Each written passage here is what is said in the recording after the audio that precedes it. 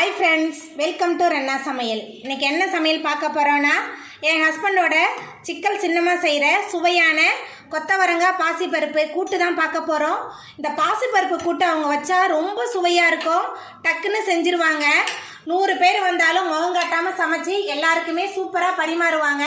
இந்த கூட்டை அவங்க செய்கிறது எனக்கு ரொம்ப பிடிக்கும். எளிமையான முறையில் செய்யக்கூடிய இந்த கூட்டை அவங்க ஸ்டைலில் அவங்கக்கிட்ட கற்றுக்கிட்டு தான் இந்த கூட்டை நான் உங்களுக்கு சொல்லித்தரேன். அந்த சுவையான கூட்டை எப்படி செய்கிறதுன்னு வாங்க பார்த்துடலாம். கொத்தவரங்காய் கூட்டு பண்ண போகிறோம். அதுக்கு எண்ணெய் சேர்த்துடலாம். குறைவான எண்ணெய் போதும். 1.5 டேபிள் ஸ்பூன் சேர்க்குறேன். எண்ணெய் சூடாயிட்டு இதில் கடுகு சேர்த்துடலாம். அது கூடவே 2 காஞ்ச மிளகாய் கிள்ளி வச்சுருக்கேன். காய்ந்த மிளகாய் சேர்த்துடலாம். 10 சின்ன வெங்காயம் பொடியாக நறுக்கி வச்சுருக்கேன். வெங்காயம் சேர்த்துடலாம். அது கூடவே ஒரு தக்காளி பழம், ஒரு கொத்து கருவேப்பிலை எல்லாத்தையும் சேர்த்துட்டு நல்லா வதக்கிடலாம்.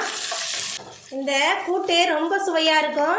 என் கணவரோட சின்னம்மா செய்வாங்க. அவங்க பேர் சிக்கலம்மா. எளிமையான முறையில் டக்கு டக்குன்னு எல்லா கூட்டு பொரியல் எல்லாமே செய்வாங்க.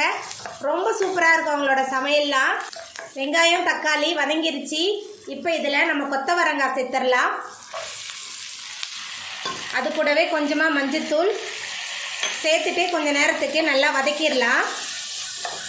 என் கணவரோட சிக்கல் சின்னம்மா என்ன பண்ணுவாங்கன்னா, எத்தனை பேர் நம்ம அவங்க வீட்டுக்கு போயிருந்தாலும் இல்லை எங்கேயாவது ஒரு விசேஷத்துக்கு வந்திருந்தாலும் அவங்க தனியாளாவே நின்று சமைச்சு எல்லாருக்குமே முகம் சுளிக்காமல் நல்லா பரிமாறுவாங்க.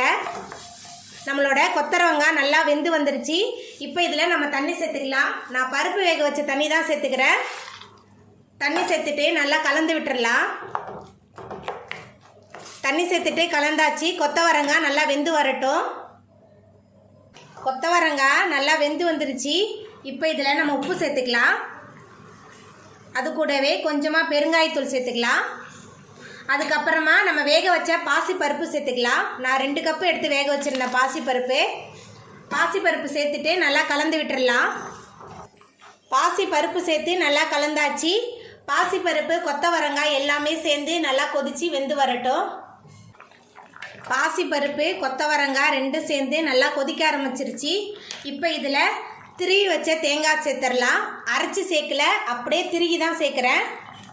தேங்காய் சேர்த்துட்டு கலந்து விட்டுட்டு நம்ம உடனே அடுப்பு ஆஃப் பண்ணிடலாம். அவ்வளோதாங்க, சிக்கலம்மா செய்கிற பாசிப்பருப்பு கொத்தவரங்காய் கூட்டு சூப்பராக ரெடி ஆகிட்டு சாயத்தோடு கலந்து சாப்பிட்றதுக்கு ரொம்ப சுவையாக இருக்கும்.